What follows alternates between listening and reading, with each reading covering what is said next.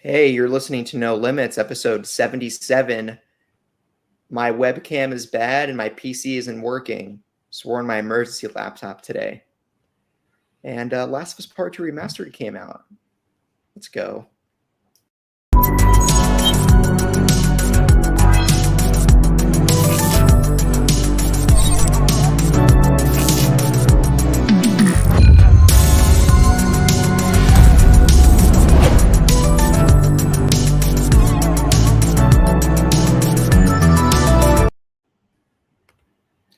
Hello, everyone. My name is Taylor, and I'm joined by my co-hosts Sam and Breanna. You're listening to No Limits, a PlayStation podcast, episode 77. Remember, you can find the video version of this pod over on youtube.com/SaveTheGameMedia every Tuesday. And while you're over there, make sure to subscribe to the channel. If you'd rather listen to audio, we are on all your favorite podcast services. We would love it if you could leave us a review. It helps us grow, and we would love any feedback. If you want to support us and get early access to all Save the Game Media content, head over to patreon.com/SaveTheGameMedia and choose the tier that's right for you, just like our current patrons did. Fabulous Breanna, Brianna's mom, Brianna's brother, Lindsay, Nikolai Knight, Cypher Primus, Brendan Myers, Marcus Neal, Lillian, Mimi J, David Hotright, Dave Harp, the Xbox Expansion Pass, Alpaca Tom, and Lee Navarro. Also, shout out to the Good Sir for their 7-day Patreon free trial that they've initiated. Also seen them in the Discord. So thanks again to you patrons. Yeah, and if you want to, you can join the Patreon for 7 days for free just to try it out. And if you decide you like it after the 7 days, it's just $1.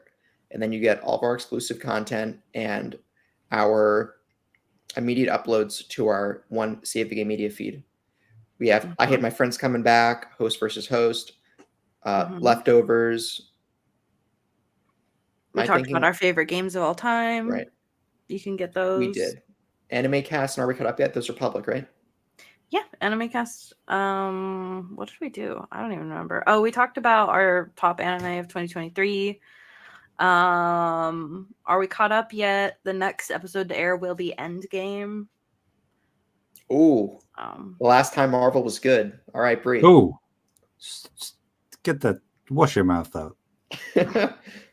Okay, No Way Home exists. Taylor. No Way Home. Let me back up. No Way Home. The other one. Okay. I have a question. Are we gonna watch Daredevil? You better watch Daredevil. Don't ask that question. The can of worms has been opened so many times. I know, that's why I like asking. Has Disney confirmed if Born Again is really coming out this year, or is it delayed?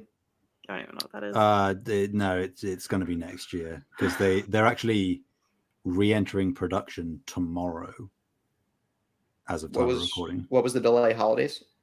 You're saying and writer's strike and stuff. And strike, okay. Yeah. So is not Vincent? Is Kingpin coming back? Yeah. Okay, so side tangent here about Marvel, everyone's favorite thing. Here we go. Is Born Again really a reboot or is it a continuation? Yeah, it's like you're not even watching Echo, you know? It's like you're not even watching Echo. Correct. So Born Again, or it implies some sort of rebirth, some restart of some sort. Sure. But it says Born Again. Sure. So we're going back to our roots with some spin on it. Okay. Very brief, short answer. Did you watch Hawkeye? Nope. Okay. Well, obviously, I think if anybody has paid attention to anything in Hawkeye, you know that Kingpin is in that show. Then Echo, which is currently airing, is all about Echo, the character who was introduced in Hawkeye, and her relationship with Kingpin. And you may or may not see a Matt Murdock in Echo. And no Froggy? Born Again? No, unfortunately not. Although both Foggy and why is the name gone? What's her name? What is her name? I know the actress is Deborah Ann Woll, but I can't remember what the character's name is. You know who I'm talking about, Taylor. Yes. They are both coming back for Born Again. The convoluted love interest that Matt Murdock is too chicken to deal with. Indeed. Indeed. It'll come to me at some point in the middle of this episode, and I'll blurt it out. They are both going to be in Born Again. Essentially, Born Again was going to be like a fresh start. Technically, Born Again is the name of a run in the comics. Oh, That taking the story from, but obviously it's fitting as well and metaphorical that he's coming into the MCU proper. But when Daredevil first showed up in like No Way Home and stuff, this is kind of spoilers free. I'm sorry, but you'll forget, I'm sure. It's mostly meaningless anyway. The show Daredevil wasn't going to be canon, or like parts of it kind of were, but most of it wasn't. They've kind of 180'd on that now, and the show is essentially 100% canon to the mainline MCU. Don't ask me what that means for the rest of the Netflix shows. I do not know. What does that mean for the rest of the Netflix shows? I don't know. Okay. If you hadn't said my name, I wouldn't have even heard you because I spaced out. So. Gotcha. There you go.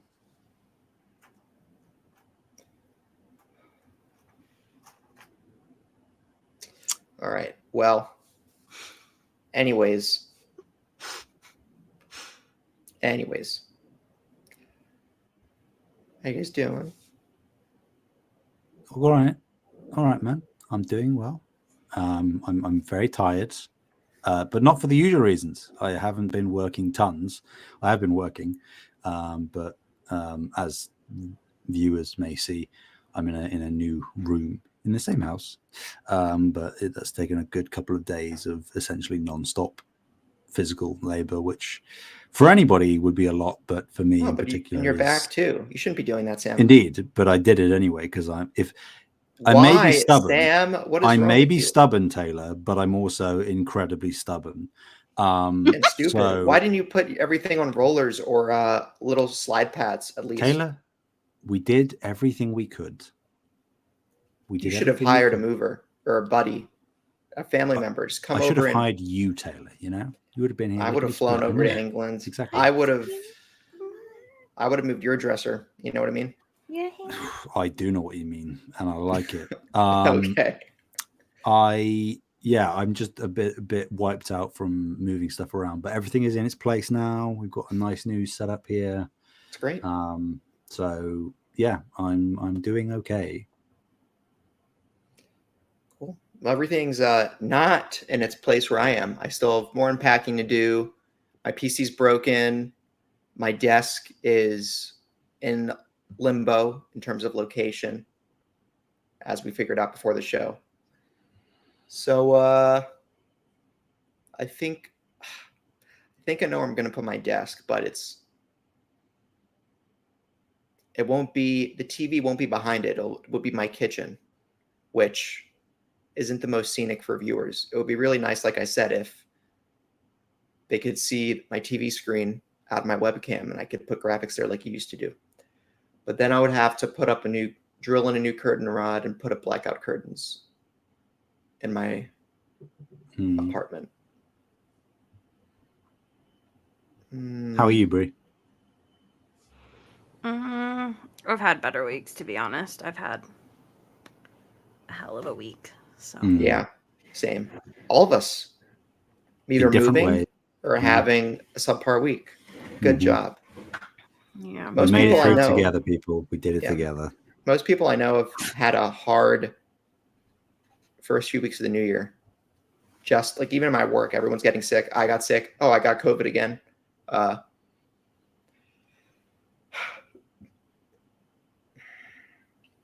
was moving right after I recovered from COVID, or tested negative, I should say.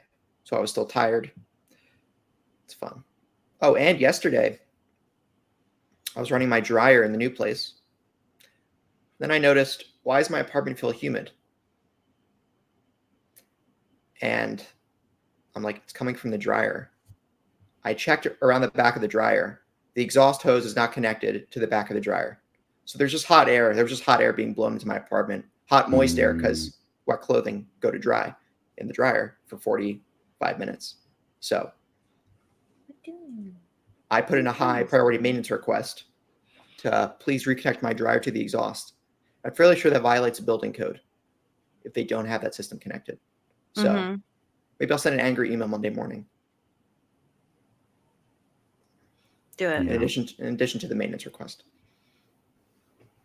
Do it. Okay. But at the end of the day, it is just a dryer.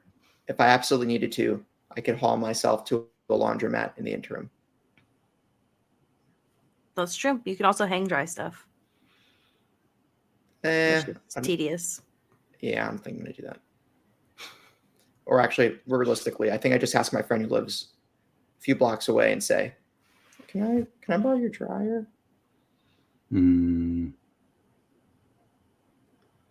But all things considered, I'm all right. Good. You guys been playing games? Please. I have not. There is something I cannot talk about because of an embargo. That's the only thing that I've played besides literally one game of League of Legends. I won't talk about it just because I know it can be triggering for some people, but I had a health scare with my cat, and so I haven't been doing anything besides like literally reading, because that's the only thing I can do, and pet her at the same time. So I've just been reading. Is she better now? She is okay. I'm waiting for the blood work. The vet says, yeah, she's fine. But yeah, that doesn't help. It doesn't help my anxiety. We'll say that. Yeah. So, yep. Haven't really been doing anything but hanging out with her. So. Hell yeah. Correct choice. Have you guys been playing anything? I have. I've been doing a whole lot of Beat Saber, as I am now prone to doing. Getting a nice little. It sounds weird to say workout session, but like that's kind of the best way to describe it. I'm doing that pretty much every evening now. Making that a bit of a routine, trying to be a bit fitter in general, so that helps for sure. I am trying, for the love of God, to platinum Resident Evil Village. But the Jesus Christ, the mercenaries mode thing where you're like trying to build up combos and earn scores and get like S ranks and stuff. It's just, you have to know like the perfect routes, like all the enemy spawns and stuff. They're all consistent across runs, so you can learn it. But it's like resource management. You need to make sure you have enough money to buy the upgrades and like ammo and stuff that you need. It's just tedious. It's not really what I like doing, because I like the speed running the campaign stuff. That's easy. I can do that. That's fine. I did that with 7. I did it with 2 recently. I did it with 3. But yeah, I am saving one trophy, which is I think to like go through the campaign without buying anything, and because I've got like unlimited ammo in all my weapons on the campaign now, I won't need to buy anything. So I'm going to wait for that, do one final playthrough, but that's killing me. And the other thing I'm playing I cannot talk about. Wish I could, but alas, I cannot. Taylor, what have you been playing? Well, I haven't been playing anything. I intended to stop it, Tom. I intended to be playing games this week. Number one, because I anticipate my PC would work, or what I should say, would rather not break. So I wanted to play Control, I think, but between moving and unpacking, I haven't had time to. I did purchase a PS5 game that was on sale that I haven't played yet, but I want to today. Gran Turismo 7. Oh. I was like, I don't know. I know where it came from. I was in I was in the mood from Microsoft Flight Sim is like doing simulating of mechanical objects. And I'm like, well, my PC's out of commission. Is there any way I could get my fix in the short term some other way? I'm like, well, haven't tried really giving some racing games a good shot. And, well, you could say GT7 technically is like a sim arcade racer. They call it Simcade, but let's just call it a non-arcade racer. Like relative to Need for Speed or Burnout or something, right? And I'm like, and I also heard the haptics features were great. Like actually, for the DualSense, the haptics on Gran Turismo 7 are reportedly some of the best on the console. Oh. And you can do motion steer too. And it's like the best controller way to play a racing game. You know, if you get really into it, most people buy steering wheel and pedals. But like, you know, it was normally retails for $70. It was $40. I'm like, you know, maybe I'll give it a shot. Yeah. So I think I'm going to try to do that today. Dip my toes into Gran Turismo and also try to learn how cars work for my knowledge of just, my dad said it would probably be a good idea for me to learn that one day. And he wasn't just saying it to be macho. He was like, if it's an object you're using every day, that's pretty complex relative to a lot of other things you use. It's probably worth learning how it works in case things go wrong with it. Yeah. So also in that sense, I think Gran Turismo would be an interesting way to learn. Almost like I learned how this works now. Let me see what happens if I change this on the car when tuning or something like that. So it's also kind of a opportunity for me to learn more about cars. I'm nowhere close to being a car guy, or I'm not into modifying cars, racing cars in real life, nothing like that. Actually, if I could, I would just make all cars electric immediately, try to eliminate the need as much as I could. But because we're in a video game, we can be irresponsible and drive whatever we want, regardless of the gas mileage or its simulated impact on the environment.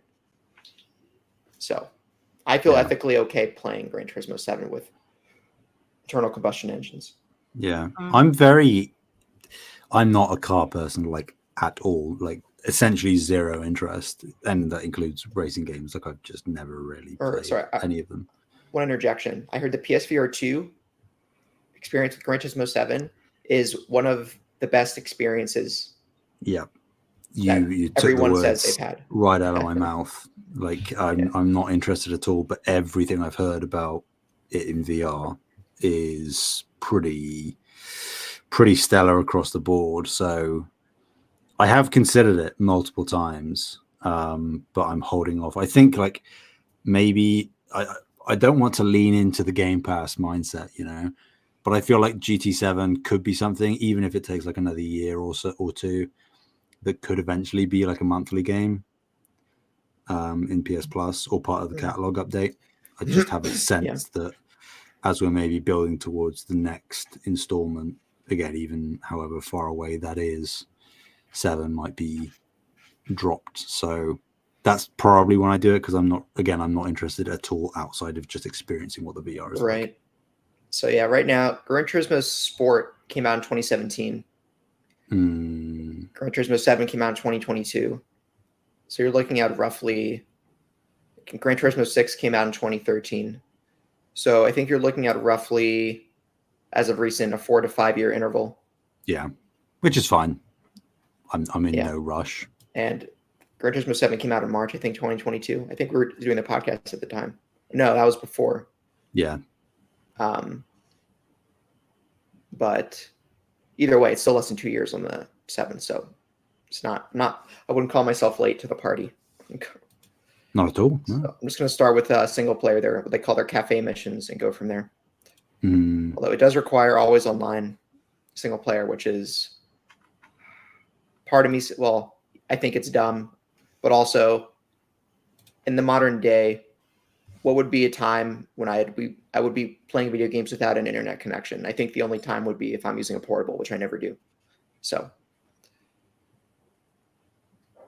Cool. Now down the line, when they shut down the servers, that could be dicey. You try to play Gran Turismo 7 single player, but by that time, someone will come out with a community mod, maybe. You would have thought so. Yeah. But I also have my PS3 with me. It's still in its wrapping, or not wrapping, but it's in its packaging right now. But my PS3 is still here in excellent condition. I need to hook that up to my entertainment center one of these days and homebrew it. Play Gran Turismo 6, perhaps. No. Really, maybe play the old God of War games. God of War Saga. Put on that hardware. Legally, of course. Of course. So that's where I've been intending to play games and not playing games. Me carrying the team once again. Who's surprised, It's not like it's my job or anything, I guess. What excuse is that? I mean, Resident Evil Village is not your job. That is not my job, no. Neither is Beat Saber. But still.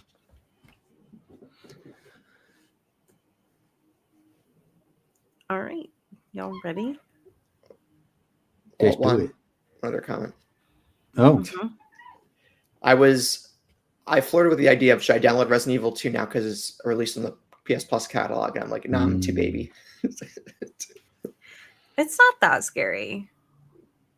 You don't understand, Bree. I think it's more like anxiety inducing than like scary. Yeah, I'd say so. RE7, I couldn't do it, guys. The closest I got to you was Bloodborne. If I can do Bloodborne, could I do RE2? Honestly, probably. So. Yeah. But hey, put it this way. It's risk free. You can just download it if you don't. Oh, okay. Playing devil's advocate here. All right. But I'm already playing Gran Turismo and Control, Sam. I can't do this again. Okay, yeah, fine. Prioritize those other ones. Prioritize Control. Well, Gran Turismo could always be on and off, but sure. I'm going to give it a good old college try. Prioritize Control. For the love of God. If my PC's not up and running by next Saturday, I'm going to download Control and just do my playthrough on PS5. Yeah. Good. Anyway.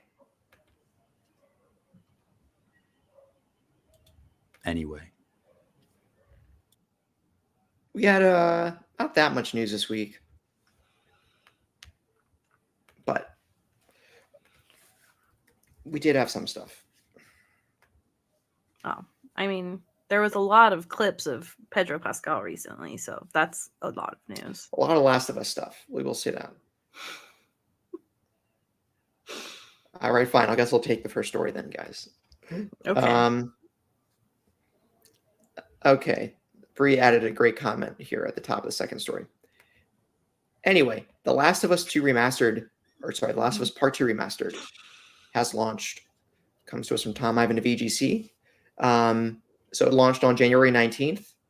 And Sony has also auto-refunded people who own The Last of Us 2 PS4 version digitally, but who pre-order the remaster full price. So the digital upgrade is $10. And to recap, Part 2 Remastered includes better graphics, a new roguelike mode called No Return, and lost levels that never made it to the main game. See, this is why you wait to play games. All right, Bree, are you gonna restart TLOU Part 2 on Remaster for $10 and then do it? I need to, but there's a particular scene that's kind of stopping me. You can just get it out of the way. Oh my God, get over it. Or just skip the cutscene. I will never get over it. You could just look away and take your headphones off. I did look away, to be completely honest. I will say, the best sequence in the series, Last of Us Part 2 is not my favorite Last of Us game. I think the best integrated gameplay sequence in the series is in The Last of Us Part 2. And Sam, I'm going to message you what I think that is and see if you agree. Okay. Or at least you know what I'm talking about. One of my favorite things is playing the guitar in that game. I think that's really fun. And now you can do it as Abby. Oh yeah, okay. Yeah, got you. That hit me like a truck, and I was amazed they were able to put that in the game in real time. The game's just very impressive in general. It is. It is very impressive. In the long list of Last of Us games, it's a good one. Yeah. For how many remasters we've had of Last of Us Part 2, it's worth mentioning. Let's see. Last of Us 1. Sorry, it's called The Last of Us 2013. Yeah. Last of Us Remastered 2015. Last of Us Part 1 2022. Last of Us 2. Last of Us Part 2 2020. Last of Us Part 1 Remastered.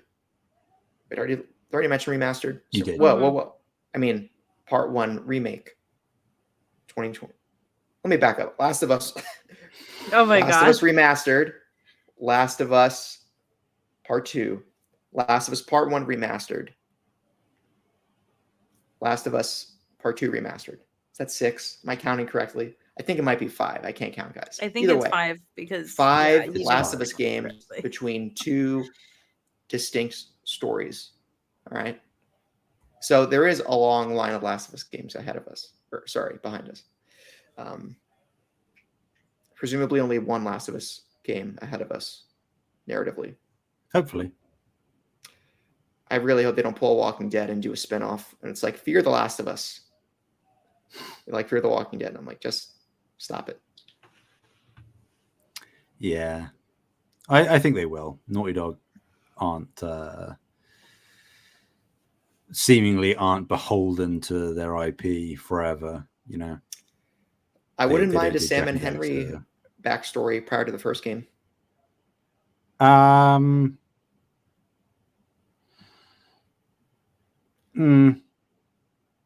right, fine. Yeah, I just don't think, because then aren't you getting into like Fear the Last of Us territory there? Yeah. Just leave All it right, as it never is. Factions. Do one last cap to the trilogy, tell whatever story you want to tell, and then bail out of there and give us something different. Right. Toph had something to say, isn't that right? Toph. Okay. Luna is hanging out, but she doesn't talk that much, so. Toph just bites. We need Ted to come say something. Yeah. No, we really Ted don't. from Seth MacFarlane. Indeed. Ted from Ted Lasso. Nope. No, Jason. I think that's an overrated. I think that's the overrated show. No, I started it's watching. really Thank you. not. It's Thank really you, not. Thank you, It's Taylor. not good. I started watching The Bear. That's a good show. Yes, Taylor. Yes. Now we're Sam? talking. What? Your opinions don't count until you watch the Barbie movie. Get out of my I'm sorry. You're outnumbered here, 2-1. What can I say? But 2 of us have watched the Barbie movie. But none of those conversations that we were just having had anything to do with the Barbie movie. He was talking about the Ted Lasso. I will listen to what Taylor says. I'm not going to listen to what you say about Ted Lasso. And the prerequisite is because I haven't seen the Barbie film. This logic tracks. It's good. Good logic. Taylor, what are you doing? You were with me like 5 seconds ago. Yeah. How the crumble cookies. Christ. Have you had crumble cookie before, Taylor? It's overrated. It is overrated, but it's still good. What, you mean like the Barbie movie? Or Ted Lasso? Yeah, although I do want to watch, speaking of comedies, didn't it? I want to watch Abbott Elementary. With how many Emmys it won, I want to watch Abbott Elementary. Abbott Elementary is really good. Anyway. Yeah. Should we do the next story? Yeah. Oh yeah, this is the next story is kind of an extension, but from The Last of Us Part 2 Last of Us Part 2 Remastered director interview with VGC. But he has some interesting responses that I thought were worth writing down. If you guys want to skip over, we can. But I mean, I can read through them. Okay. And then if you have something to say, okay, here we go. So yeah, Matthew Gallant, I don't know, who is the director for The Last of Us Part 2 Remastered, as Taylor said, gave an interview on VGC about the game. He said in response to the question, quote, "Many players have said it's too soon for a remaster of The Last of Us Part 2. What improvements would you say make this version worth upgrading to?" So, end quote, sorry. Matthew's response to that question was as follows, quote, "The leap between The Last of Us 2 and The Last of Us 2 Remastered is really closer to that of The Last of Us 2013 to The Last of Us Remastered that we released on PS4. We released The Last of Us 1 at the end of the PS3 life cycle, so it was kind of a similar endeavor in terms of releasing The Last of Us Part 2 at the end of the PS4 cycle. We got every ounce of power out of the PS4. We hit all the limits, so we bring it to PS5, and instantly you can increase the render settings and increase the level of detail, the lighting quality. We can basically enhance everything. I think stuff can be subtle, but it's certainly going to be the best and most beautiful version of the game that is possible to play. That's more of a holistic view rather than something you're going to call out moment to moment." Continuing on, "For me, I'm a haptics nerd. I really love the DualSense controller. I really love the haptics. And for context, we on the design team were the ones authoring the rumble on our previous games. Rumble is a great tool, but it's very broad. It's a blunt instrument. It's an engine, essentially. You can choose how fast it spins, but that's pretty much it. There's a lot of finessing to it, trying to sync up action on screen with rumble. Haptics are instantaneous. They can be very subtle and they can be very small, like when you're petting the dog in Jackson. You'll obviously notice it when there are explosions and gunfights, but we always wanted you to notice the rain in Seattle." Oh. "Another change I'll call out is that we were able to bring over a lot of the accessibility improvements we made for The Last of Us Part 1 into this. The biggest one was cinematic descriptions. So we now have those audio described cinematics that we didn't have in the original game. So now players who are blind or players with low vision can have more story context of what's going on in the cinematic with those audio descriptions," end quote.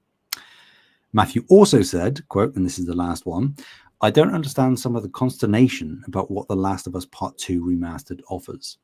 It's the best way to play The Last of Us Part 2. If you're a new PlayStation owner and new to the franchise, we want you to get the best experience with all the hardware features on a PS5 native version of the game.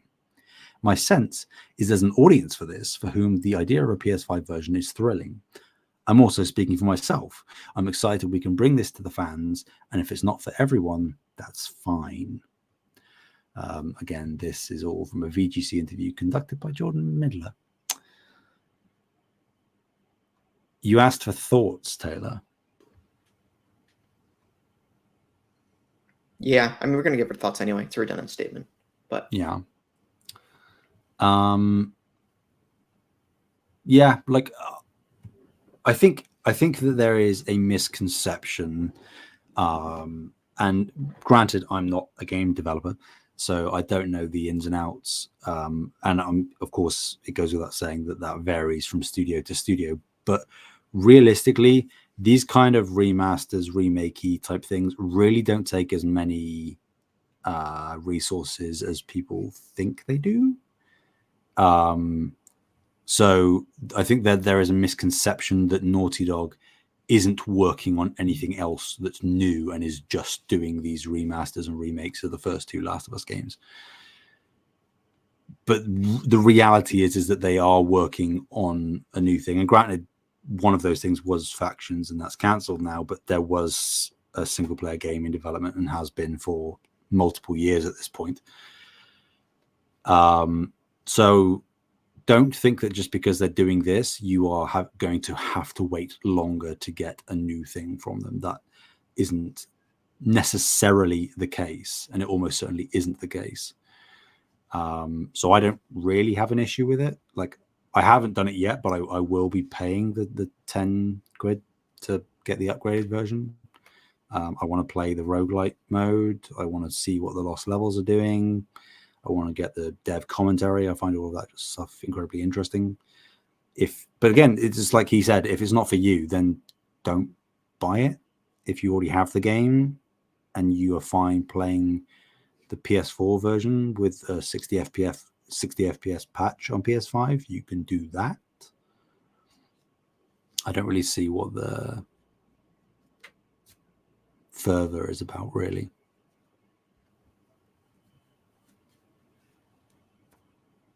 Yeah, I think people are just go ahead, Bree. No, I was just gonna say I'm in the same spot. Like, you can spend the $10 if you want, or don't.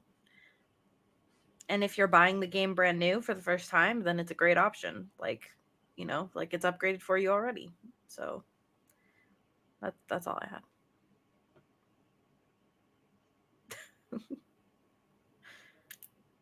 Yeah, I think people are just tired of re-releases. Like I know some folks in your Discord. Well, Kyle, it was a bit miffed, and my recurring response is, for the sake of game preservation, I will never be against re-releasing video games onto current platforms of the time. Or I'll say I'll never object to releasing games on contemporary platforms. Mm-hmm. That's the big reason I was going all into PC gaming for my old games, is to have that running digital catalog that gives me the best chance of those games jumping from platform to platform. Rather than say, if I wanted to play an Xbox 360 game right now, emulation between limited Xbox Series X back compat applicability to the whole library and Xbox 360 emulation not being complete yet, I can't really do that. And that goes to, and PS3 emulation has gone through many strides, and I can say similarly. But the point is, right, that if you do a definitive remaster on the current platform, you give the best chance of that game making it into the future for that's accessible to folks, rather than having to find it as a ROM somewhere. You know. And I think as well, like there's additional factors here, specifically about The Last of Us, that people have to pay attention to. Like, yes, the show was a huge hit. Like, of course, the people that are in this community, whether it's just gaming in general or specifically PlayStation fans, you inevitably watched it, I'm sure. But it reached such a wider audience. You know, it's winning multiple awards now that award season has kicked off. Both Pedro Pascal and Bella Ramsey have gotten decent work off of the show, like stuff that is official and stuff that is currently unofficial, but that I know about. So it's a big deal. You know, they're gearing up right now for season 2. So they want a new customer who doesn't know what gaming is and has no idea. They can just see a PS5 and they can see on the shelf next to it, Last of Us Part 1, Last of Us Part 2. They are in the exact same box. Both say PS5 at the top, and they can buy it. They don't have to worry about it. They don't have to buy a PS4 copy of The Last of Us Part 2 and then think, well, does it run on my PS5? I don't know. Like, it serves them to do this.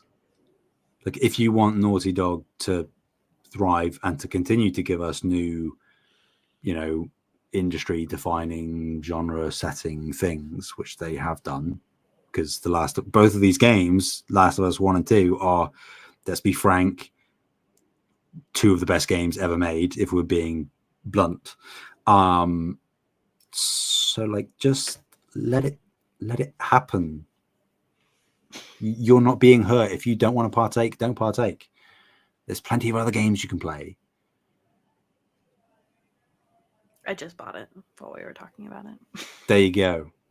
There you go. Bree is a shill, confirmed. I actually game shared Last of Us Part 2, so I don't technically own Part 2 on my PlayStation account. So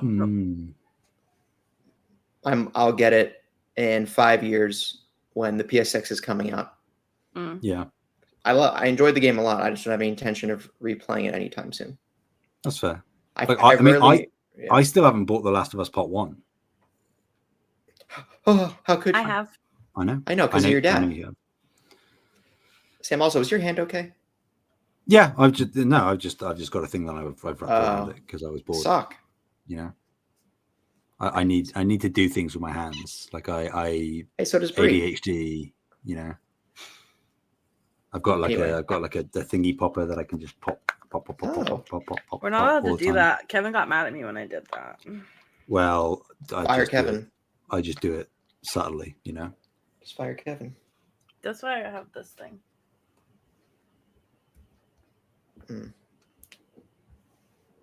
Toph, what are you doing? I also have palm stands Not that you guys are crystal girlies, but I'm not a crystal girly. That sounds like something an astrology person would say. Crystal girly or palm stone? Oh my God, you're Sagittarius. What's your birthstone? You know that there are birthstones. I know. Okay. Okay, just making sure. I just put birthstone people and astrology people into the same camp. Palm stones are, I don't use crystals for anything really, but the palm stones are really smooth and they fit in your palm perfectly, hence palm stones. And so it's like nice to hold. Just like the palm pre. I don't know what that is. You know, the series of smartphones from the early 2000s? Oh my God. I used to have a Samsung Juke. I loved that phone. Anyway, we're not a phone podcast. We could be. We should be a Nokia Engage podcast. You know of that system, Bree? Mm-mm. Sam, do you? Yeah. Boy, oh boy, was that... There's nothing that screams early 2000s than a phone that has proprietary video game cartridges made for it. Surprised they didn't catch on, to be fair. With like radial plastic buttons. Yeah. Oh. Bree left because she didn't like me saying radial plastic buttons.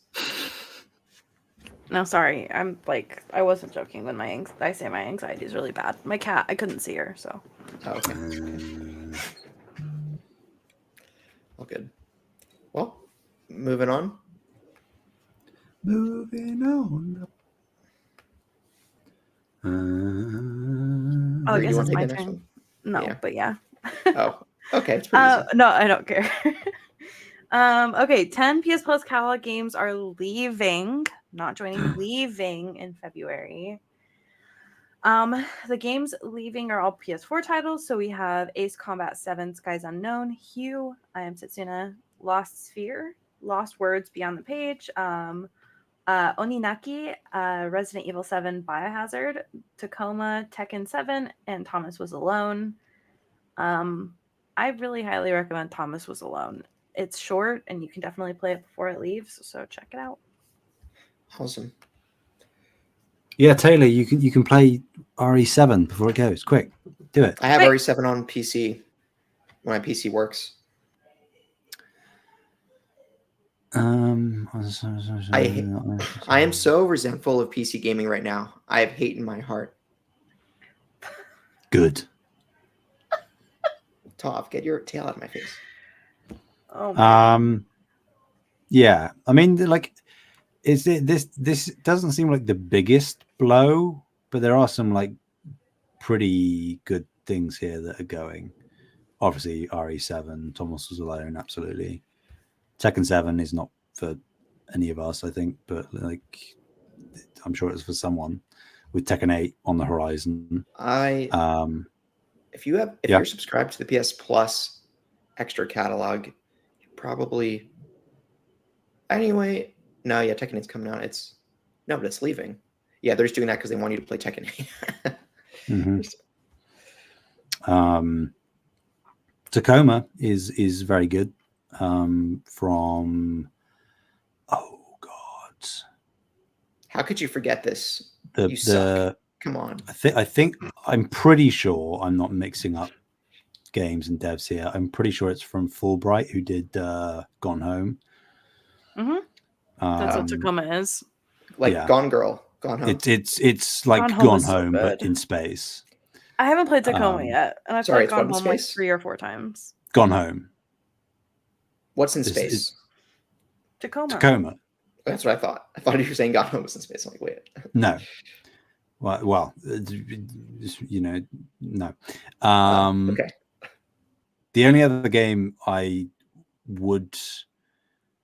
that I have any association with is Lost Words. Because I was, you know, this is going quite a while back now. Still, whilst we were doing this, but early days. Looking for things through the catalog to try out, and it's a very cute, very short, innovative little basic platformer thing. But it's not a big loss. I'm sort of making it sound realistically better than it actually is. But sad to see it go, nevertheless. That being said, though, like the catalog update we got this month, I think if we're getting that quality of good games in, I don't mind if we lose a couple of good ones that have been in there for a long time. Good trade, in my opinion. Yeah. Stuff can't stay on the service forever for the most part, so. No. And this is how I drift back into PC gaming, where it's stuff like this, where it's like, nope, I get it for -$2 and I have it indefinitely. But yeah, but what it is. Is what it is, right? All right. I guess I'll take the next one again. This is pretty quick. It was announced this week by Square Enix that Foamstars, the Splatoon knockoff, which Square Enix and the developers, I think, of that game are vehemently saying, no, it isn't. No, it isn't. All right, you know what? Just own up to it. I'll at least say this. Heavily inspired by Splatoon. If we want to make Splatoon into a shooter subgenre, all right? Splatoonies. Splatooners. Splooters. No, you're getting worse. Right. Splatooners. Splooters. Taylor, Splooters stop. Is better. Stop. I liked Splatoonies. Splatoonies and shooties. Yeah. So yeah, it's coming out next month on PS Plus. Right, it's PS Plus monthly. That's an essential title. So maybe no, I'm not going to try. What am I saying? I know one person who's excited for this who I listen to on podcasting. So you could say it's a splooter shooter. Yeah. What? You don't? Am I the only one? Everyone sploots. What are you talking about? It's a pretty big deal, though, I would say. Yeah. Like a brand new Square Enix game launching day one into PS Plus. Obviously, some people interpret that as not having a lot of faith in it. I mean, but everything, like no cap, everything I've heard about Foamstars is actually pretty good. Yeah, like same. Surprisingly good. So, you guys gonna try it out then? I'm definitely gonna try it because I'm just like morbidly curious. But like the way that I've heard about this game and how it's dropping like day one as a PS Plus game reminds me of Fall Guys. In the sense of Fall Guys was like getting a lot of hype, but it just wasn't really widely known about or discussed really. And then it dropped PS Plus as a title and it blew up. And obviously got where it is today. And it had a moment for a long time. And I think Foamstars, if it is supposedly as good as all of the people who've tried it have said it is, then maybe it does have legs. And it's just funny that it's a Splatoon knockoff, you know? Yeah. We'll see on February 6th, I guess, you know? Yep. Yep. Yep. We shall see. I do like the character design, I will say. Oh yeah, they're some fun characters. They're cartoony. Yeah, it feels a bit generic to me from what I've seen. But then to be fair, I haven't looked at like, I assume there's like a roster.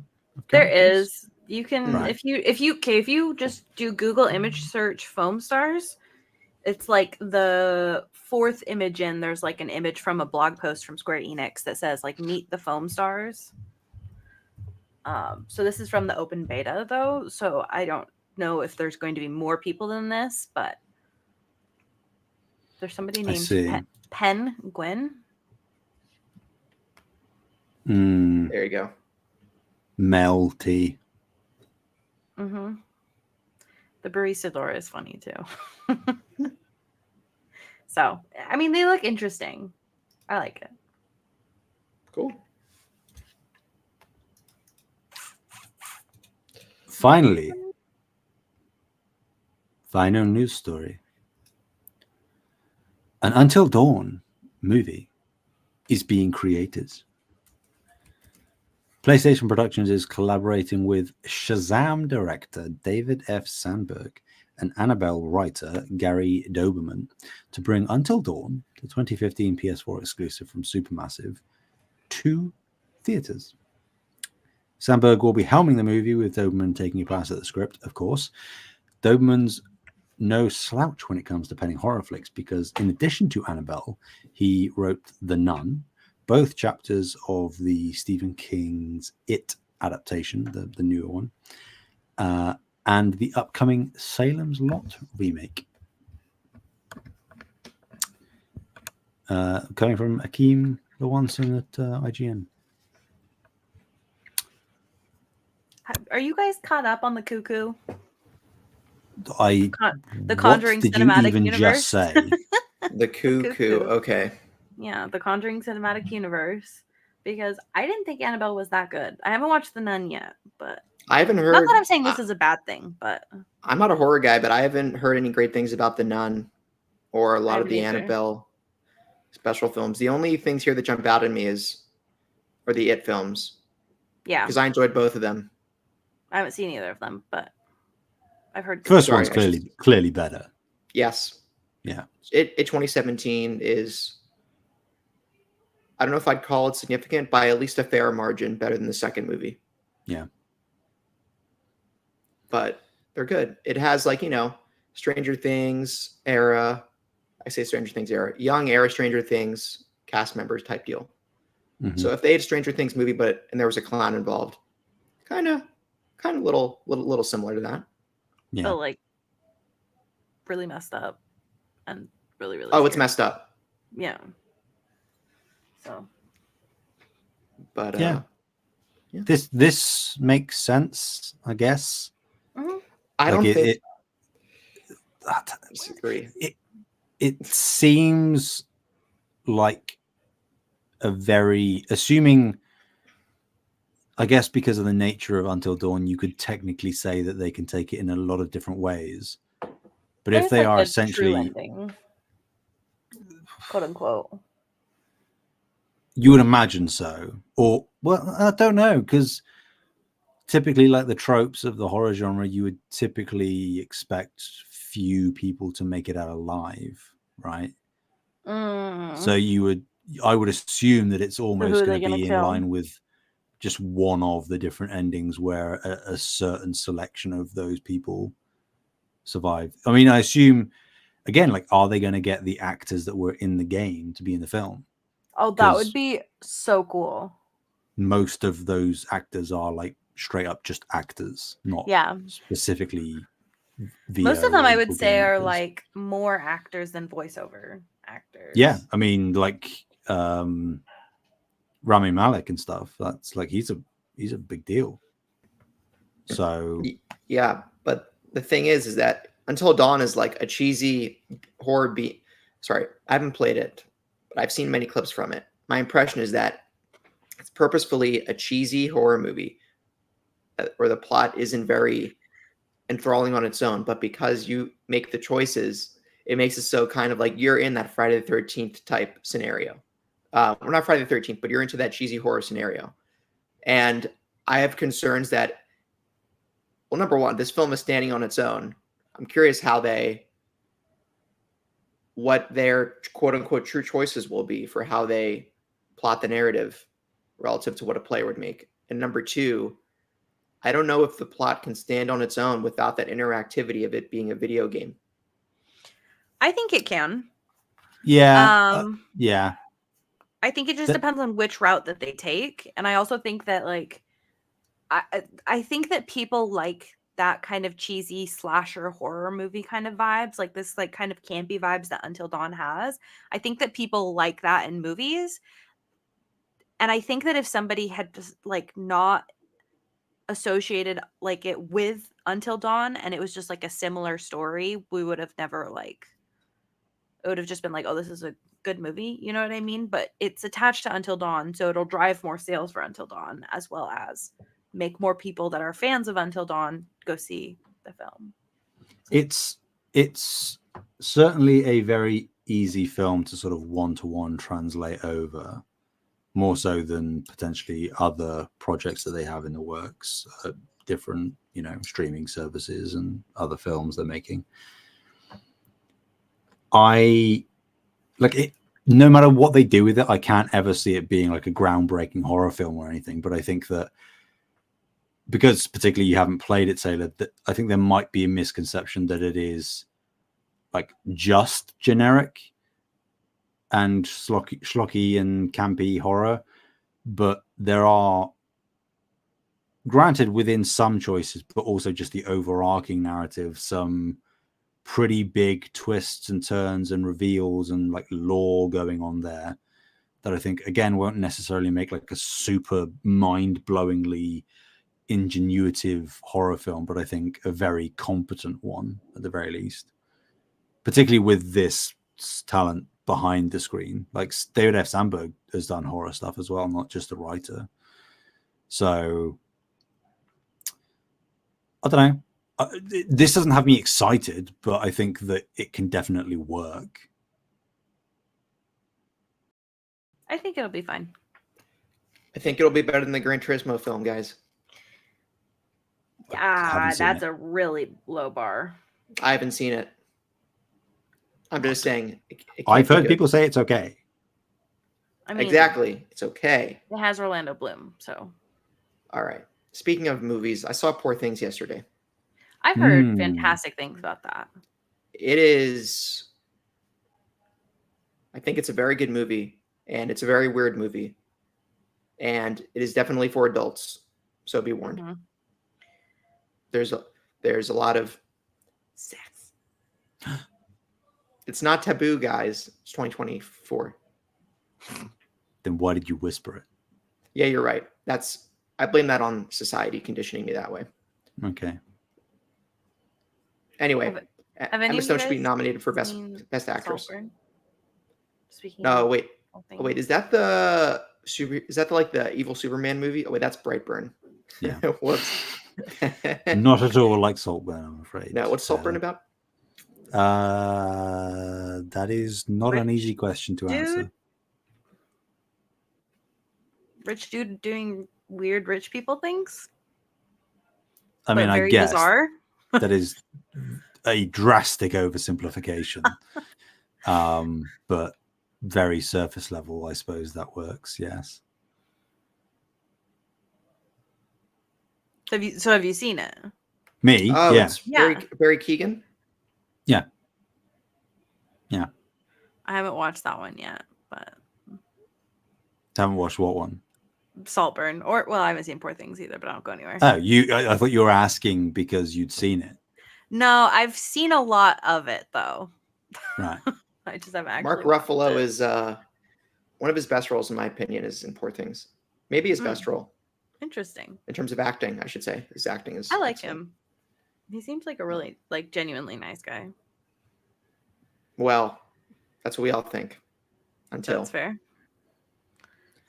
Until the story's out, Mark Ruffalo pours his milk before his cereal. Ugh, that's the worst. Yeah. Sorry. It's how life goes sometimes. Just kidding. I've never made that mistake. Ever. Some people do it on purpose. Idiots. Then you're like splashing milk everywhere. What are you doing? At least it's not like salmonella juice from chicken or something, right? It's milk. So as long as it's pasteurized, you're not one of those raw milk people. I hate that you said those words together in a sentence. This is look, when people wash their chicken and they think it's a good idea and it's not. That's what they're doing to their sink. Salmonella juice. It's like a little spray. I really hate meat so much. Meat is disgusting. But you like sushi. Yeah. I eat meat. I just don't like that I do. I hate cooking it. Toph, what do you think? Toph has something to say. Toph, what do you think? trying to move. She's so cute. Little furball. Mm-hmm. Yep. Well, yeah, that's all the news for this week. I don't got anything else. I mean, there were a lot of clips of Pedro Pascal that came out that's related to The Last of Us. Like when you say clips, like him interviewing, or like leaked clips from a show? Clips from him interviewing, something. clips from him doing like at the award show. And yeah, he's very handsome. You keep saying that. I do, because he is. Shame he's only got a cameo in season 2, you know. Yeah, take that back right now. You shut your mouth. Wow. Good answer. Sam and I are fighting today. I don't know what happened, but apparently we're in a full-blown fight right now. So isn't that right, Toph? We'll have to throw down later. I'll win. Don't worry, guys. Right. I always do.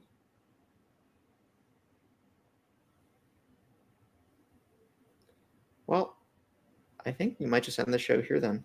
Oh my god, look at those toe beans. Yeah, she has white toe beans. My camera, how's my camera quality this episode? I assume it was poor because of my laptop cam. No, it was fine. Okay. I don't think it was like as crisp, but it wasn't like bad, if that makes sense. Like it was just like good. Okay, good. So yeah, video viewers, you can see some Toph at the end here if you're still listening or watching, I should say. But with that out of the way, oh, now I can't see the show notes without repositioning the webcam. I got it. Bree, could you lead the introduction? Yes, I can. Yay. Thank you guys so much for listening. You can find us on YouTube at Save the Game Media. Don't forget to check out the Discord. Like the video if you're watching the video. Leave a review if you're on the podcast feed. We would really appreciate that. Patreon.com /Save the Game Media. For $1 you can join, or you can just do the free trial for 7 days if you want. That'd be cool. Where can people find you, Sam? Anywhere and everywhere at Samhini, Heney. Where can people find you, Taylor? At the Discord. You can find me at Fabulous Breanna, FABULAST BREANNA. You can find us at Save the Game Media, unless you're on Twitter /X. That's Save Game Media. Until next time, I hope you have a great week.